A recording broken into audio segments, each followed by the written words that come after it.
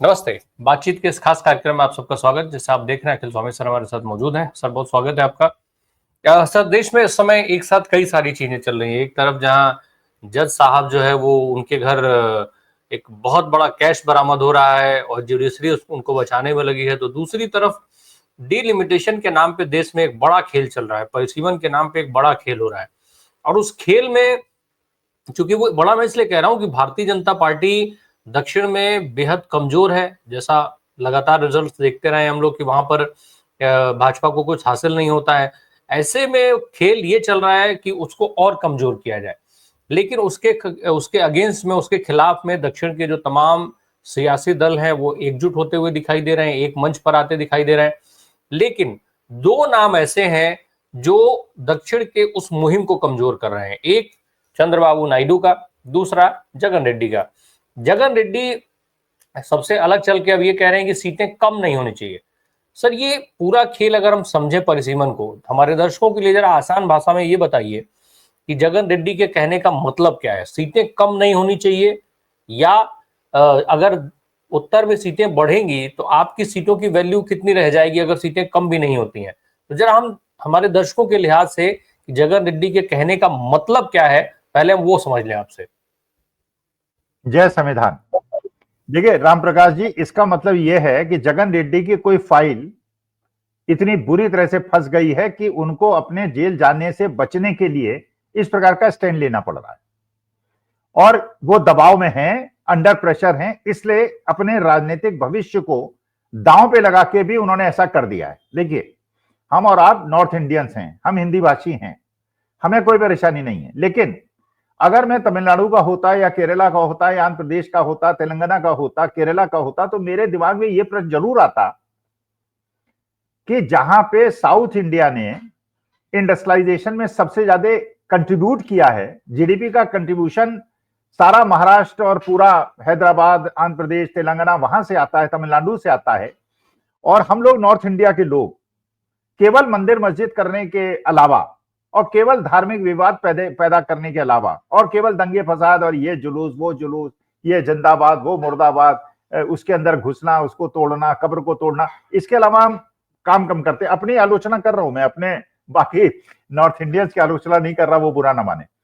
तो वो ये कहते हैं कि भैया अगर पॉपुलेशन के हिसाब से मेंबर पार्लियामेंट डिसाइड होंगे, कितने मेंबर ऑफ पार्लियामेंट होंगे पॉपुलेशन के हिसाब से, इसका मतलब यह है कि वो साउथ इंडिया, क्योंकि देखिए एक सिद्धांत बिल्कुल स्पष्ट है, आप भी सहमत होंगे, एजुकेशन का फैमिली प्लानिंग से बहुत सीधा संबंध है।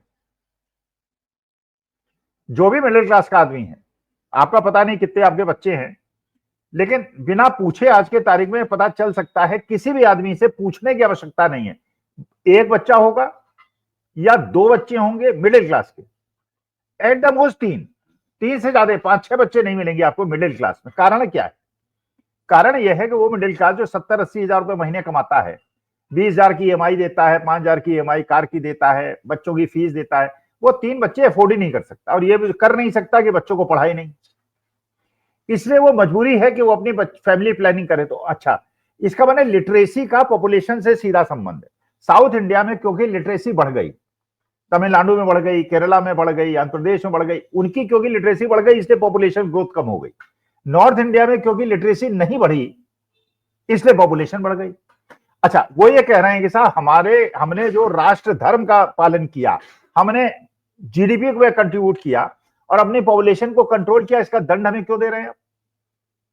इसका मतलब हमारी तो मेंबर ऑफ पार्लियामेंट की सीटें इतनी ही रहेंगी जितनी हैं और नॉर्थ इंडिया की सीटें पॉपुलेशन के हिसाब से 200 बढ़ जाएंगी। इसका मतलब साउथ इंडिया का कोई मतलब ही नहीं रह जाएगा हिंदुस्तान की राजनीति में। बात सही है। देखिए, मैं हिंदी भाषी होने के बावजूद एक प्रोफेसर के रूप में मानता हूं कि उनकी बात सही है। वो इसका मतलब यह है कि लोकतंत्र में उनका योगदान खत्म हो जाएगा और वो एलिनेटेड फील करेंगे। वो फील करेंगे कि India is not giving them the right treatment which as a part of the country they should get. अच्छा, साउथ इंडिया के अंदर स्टालिन ने प्रश्न उठाया, केरला ने उसका समर्थन किया, तेलंगाना ने उसका समर्थन किया। अब आंध्र प्रदेश में आप जानते हैं दो बड़ी शक्तियां हैं, एक तेलुगु देशम पार्टी और एक वाईएसआर कांग्रेस। तेलुगु देशम पार्टी क्योंकि एनडीए का सहयोगी है और क्योंकि केंद्र सरकार में भागीदार है, उसके बल पे सरकार चल रही है, तो चंद्रबाबू नायडू की मजबूरी है कि सरकार का समर्थन डिलिमिटेशन में करे और कुछ लिमिटेड वर्ड्स में बोले, बहुत ज्यादा न बोले, क्योंकि बोलेगा तो परेशानी हो जाएगी, मोदी जी उनकी भी फाइल खोल देंगे। अच्छा, अब वाईएसआर कांग्रेस के जो रेड्डी साहब ने स्टेटमेंट दिया है, उन्होंने स्टेटमेंट ये दिया है कि किसी भी स्टेट की सीट कम नहीं होनी चाहिए। भाई यही बात तो अमित शाह कह रहे हैं, किसी की सीट कम नहीं। अरे सीट कम होने का प्रश्न नहीं है, सीट बढ़ने का प्रश्न है। अगर पॉपुलेशन के हिसाब से आपने नॉर्थ इंडिया की सीटें, और इसीलिए नया पार्लियामेंट बनाया गया, इसका माने आपके दिमाग में था डिलिमिटेशन करके सीटें बढ़ाएंगे, और नया पार्लियामेंट इसलिए बना दिया कि 750 लोग वहां बैठ सके। 543 से 750 नॉर्थ इंडिया के 200 लोग बढ़ा देंगे, साउथ इंडिया के कम कर देंगे। इसका मतलब यह है कि चंद्रबाबू नायडू भी और वाईएसआर कांग्रेस भी उस साउथ इंडिया के ब्रदरहुड की फीलिंग को सेंध लगा रहे हैं।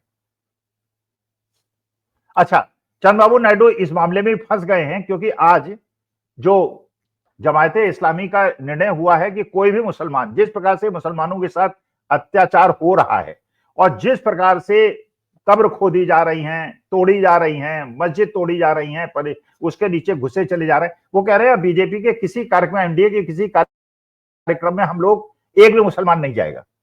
और मैं उनकी बात से इसलिए सहमत हूं, हिंदू होने के बावजूद, एक सनातनी होने के बावजूद, कि मेरे देश के अंदर मैं उस हर अच्छे मुसलमान से और सिख से और क्रिश्चियन से प्यार करता हूं जो अच्छा है, और जो खराब हिंदू मुसलमान सिख ईसाई है उससे घृणा करता हूं। मैं केवल इस कारण से ललित मोदी, नीरव मोदी, मेहुल चोकसी से प्यार नहीं कर सकता कि वो हिंदू है, और किसी भी कारण से अशफाकुल्ला खां, अब्दुल हमीद, कलाम साहब से घृणा नहीं कर सकता कि वो मुसलमान है। मैं इस मामले में मुसलमानों के साथ हूं, मैं साउथ इंडिया के साथ हूं, क्योंकि मैं एक न्यायप्रिय अध्यापक हूं, और मेरे लिए अपने लाभ से ज्यादा यह है कि देश के लिए क्या लाभप्रद है। तो आंध्र प्रदेश के अंदर जो ये वाईएसआर कांग्रेस ने स्टेटमेंट दिया है, इसका मतलब यह है कि वहां पे तीसरी शक्ति के लिए रास्ता खुल गया है। चंद्रबाबू नायडू में फंसे हुए हैं, क्योंकि वो मुसलमानों का विरोध कर रहे हैं, वो डिलिमिटेशन का समर्थन कर रहे हैं, और वाईएसआर कांग्रेस भी वही कर रही है। तो अगर राहुल गांधी अच्छा कार्ड प्ले करें तो कांग्रेस का आंध्र प्रदेश में जो पहले कब्जा था, और 2 बार जो पहले यूपीए की सरकार बनी थी जिसमें आंध्र प्रदेश का बहुत बड़ा योगदान था, वही स्थान आंध्र प्रदेश में कांग्रेस प्राप्त कर सकती है। बिल्कुल। लेकिन सर, जिस हिसाब किताब में अभी दिख रहा है कि भाई पूरा दक्षिण एक है, पूरे दक्षिण के सारे नेता एक प्लेटफॉर्म पे आ गए हैं, चाहे वो डीएमके हो, चाहे वो कांग्रेस हो, तेलंगाना से लेकर के और सब कर्नाटक तक एक साथ दिखाई दे रहे हैं। केवल इन 2 नेताओं का अलग होना क्या दक्षिण की सियासत में और कुछ नहीं दिखाता है कि भाई अगर ये 2 नेता अलग थलग पड़ जाते हैं तो भाजपा का रहा सहा जो मामला है वो भी खत्म हो जाएगा दक्षिण से, और ऐसे में भाजपा निश्चित तौर पे उत्तर में सीटें बढ़ाने के अलावा उनके पास कोई विकल्प नहीं बचेगा केंद्र की सत्ता में बने रहने के लिए? नहीं तो भारतीय जनता पार्टी इसीलिए तो डिलिमिटेशन पॉपुलेशन के बेसिस पे करा रही है कि वो साउथ इंडिया की रिलेवेंस को खत्म करना चाहती है। भाई ये बात भारतीय जनता पार्टी को पता है कि वो साउथ स्टेट्स में पेनिट्रेट नहीं कर सकती। आपको याद होगा 1970, याद क्या होगा, मतलब अगर डाटा को आप देखेंगे 1977 के इलेक्शन में नॉर्थ इंडिया में कांग्रेस बिल्कुल साफ हो गई थी, लेकिन साउथ में उनको करीब 130-135 सीटें मिली थी। साउथ में पूरा डोमिनेशन था कांग्रेस का साउथ के अंदर। उस समय साउथ के अंदर अभी भी कांग्रेस की विचारधारा, क्योंकि वहां के लोग थोड़े समझदार होते हैं, वो धार्मिक मुद्दों पे और ऊट पटांग मुद्दों पे नहीं फंसते हैं, वो देखते हैं कि राष्ट्र हित में क्या है। लेकिन इसका मतलब यही है कि चंद्रबाबू नायडू और वाईएसआर कांग्रेस, जैसे मैंने कहा कि रेड्डी साहब की कोई फाइल फंसी हुई है जिसकी वजह से ये दिखाया गया कि बेटा जेल भेज देंगे अगर तुमने डिलिमिटेशन का समर्थन नहीं किया, और चंद्रबाबू नायडू की भी हो सकता है फाइल फंसी हो कि अगर तुमने वक्फ बिल का समर्थन नहीं किया तो बेटा तुम्हें भी अंदर कर देंगे, हम अच्छे अच्छों को अंदर कर सकते हैं। इसलिए वो लोग दबाव में हैं, और यही मौका है यूपीए के लिए कि साउथ इंडिया में तो पूरी मजबूती से अपने को कायम करे, और ये नॉर्थ इंडिया पे दबाव बनाए, सरकार पे दबाव बनाए कि अगर आप पूरे हिंदुस्तान को, हमारे दक्षिण के भाइयों को अपने साथ नहीं जोड़ते हैं, उन्हें मेन स्ट्रीम में लाने के बजाय अलग थलग कर देते हैं, तो ये राष्ट्र हित पे नहीं है। हो सकता है भारतीय जनता पार्टी के हित पे हो ये, लेकिन ये राष्ट्र हित पे नहीं है। हमारे लिए पूर्वोत्तर के लोग, दक्षिण के लोग, उत्तर के लोग, पश्चिम के लोग, सारा हिंदुस्तान हमारा 142 करोड़ भाई बहनों का परिवार है।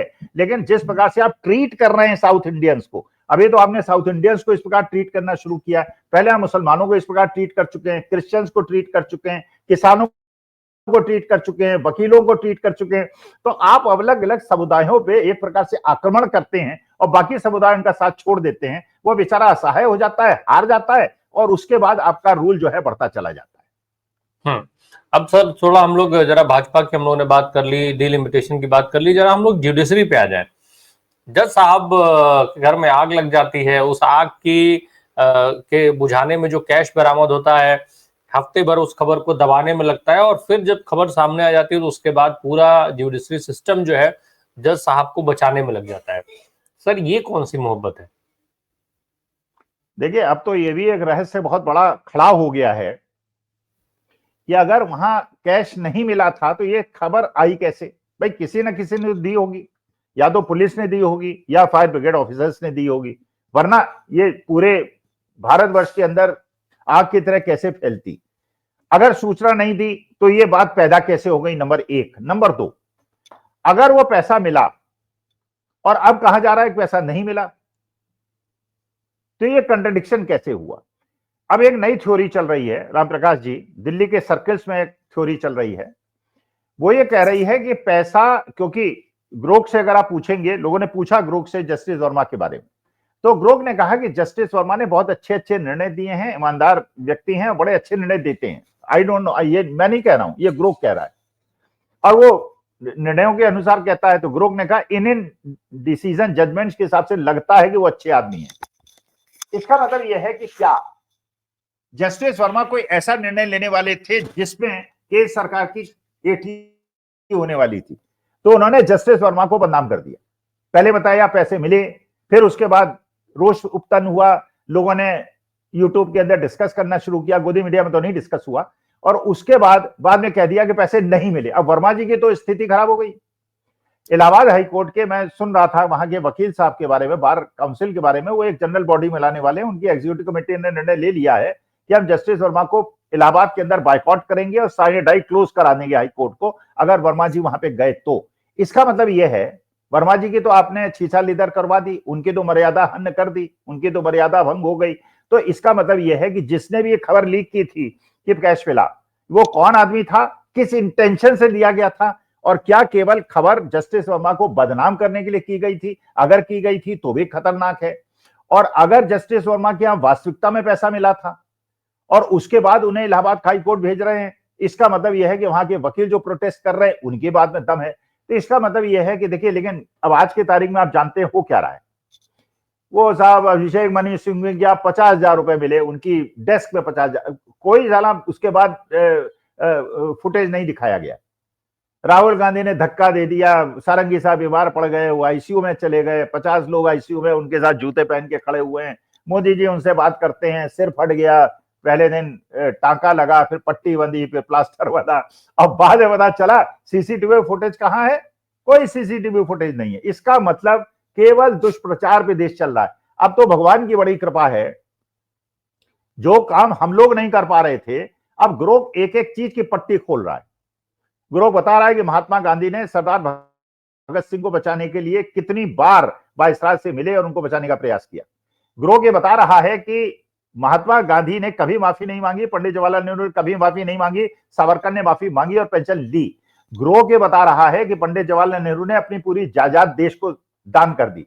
ग्रोक ये बता रहा है कि भारतीय जनता पार्टी आरएसएस ने देश के स्वतंत्रता संग्राम सेनानी के लिए कोई, और ग्रोक से जब पूछा जा रहा है कि आरएसएस के किसी आदमी का नाम बताइए जिसने स्वतंत्रता संग्राम में पार्टिसिपेट किया, तो एक हेडगेवर साहब का नाम केवल वो लेता है, कहता उसके अलावा किसी की सूचना हमारे पास नहीं है। एक हेडगेवर साहब ने किया, उसके अलावा किसी ने हमारे देश के स्वतंत्रता संग्राम में। तो ग्रोक वो कर रहा है जो हम यूट्यूबर्स नहीं कर पा रहे थे, हम देशभक्त नहीं कर पा रहे थे, और ग्रोक आज के तारीख में एक आतंक बन गया है भारतीय जनता पार्टी के लिए। इसलिए ग्रोक भारत सरकार पे मुकदमे ठोक रहा है और भारत सरकार उससे प्रश्न पूछ रही। लेकिन ये जो सारे खुलासे हैं वो बर्दाश्त तो नहीं हो रहे हैं ना। लेकिन क्या अब सवाल ये बड़ा हो गया है सर, आपने ग्रोक का जिक्र कर दिया तो मैं उसको पूछ लूं कि क्या भाजपा उसको बैन कर पाएगी, केंद्र सरकार बैन कर पाएगी उसको?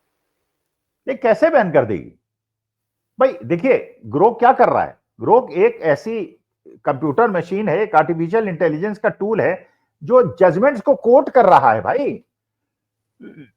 अगर वो जस्टिस वर्मा की बात बता रहा है, कोट कर रहा है, वो कह रहा है कि ये सावरकर ने अपनी किताब में लिखा है, सावरकर ने अपनी किताब में लिखा है कि संभाजी महाराज जो छत्रपति शिवाजी महाराज के पुत्र थे, वो सुपुत्र नहीं थे, वो राजा बनने योग्य नहीं थे। तो इसलिए जो औरंगजेब के कब्र को खोदने के लिए जो 350 साल पहले मर गया, कब्र इसलिए खोद रहे हो कि संभाजी महाराज की उन्होंने हत्या करा दी। तो संभाजी महाराज वो बहुत शुद्ध आत्मा नहीं थे, और शिवाजी महाराज की सेना में भी मुसलमान थे, और हिंदुओं के जो लोग कहते भी हैं कि भाई अगर औरंगजेब ने अत्याचार किया तो औरंगजेब के और अकबर के सिपाही कौन थे, उनके वफादार कौन थे? जहांगीर किसका बेटा था? सलीम किसका बेटा था? सलीम क्या एक हिंदू मां का बेटा नहीं था? तो ये घृणा क्यों फैला रहे हो भाई? ये हमको प्यार मोहब्बत से देश के अंदर रहने ही क्यों नहीं देते? तुम आंख क्यों लगा रहे हो इस देश को? तो ग्रोक वो सारी चीजें बता रहा है जो, और ये तथ्यों के साथ बता रहा है, वो कोट कर रहा है। वो कह रहा है फलानी किताब में फलाने पैराग्राफ में, आपने अगर ध्रुव राठी का वीडियो आज का देखा हो, वो तो रामचरितमानस के कोट करके बता रहे हैं कहां कहां किस प्रकार से क्या कहा गया है।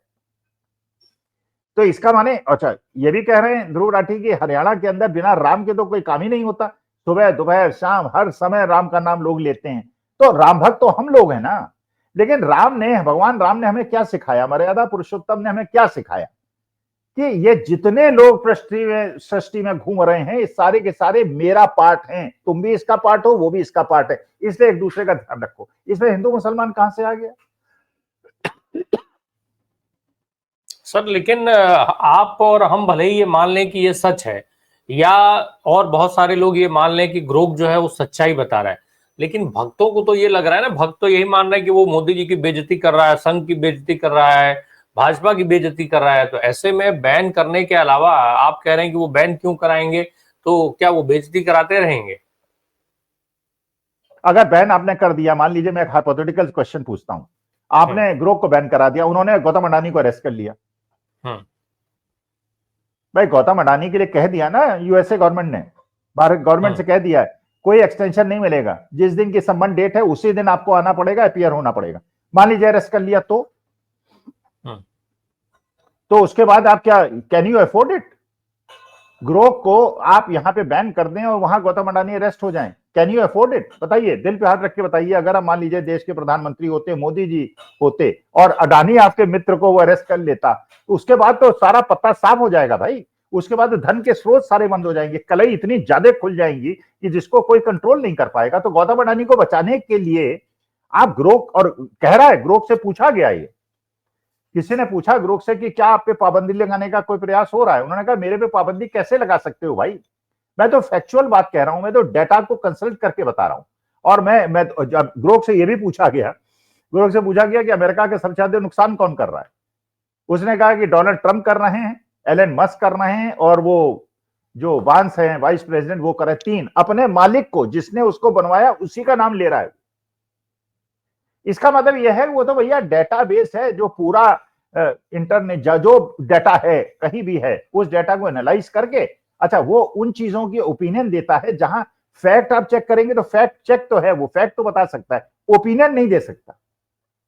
आप पूछेंगे राहुल गांधी अच्छे हैं कि मोदी अच्छे हैं, वो 10 गुण मोदी जी के बता देगा, 10 गुण राहुल गांधी के बता देगा, वो ओपिनियन नहीं देगा। कहेगा आपका निर्णय है, आप जैसा चाहें, लेकिन मोदी जी में ये अच्छाइयां हैं, राहुल गांधी में ये अच्छाइयां हैं।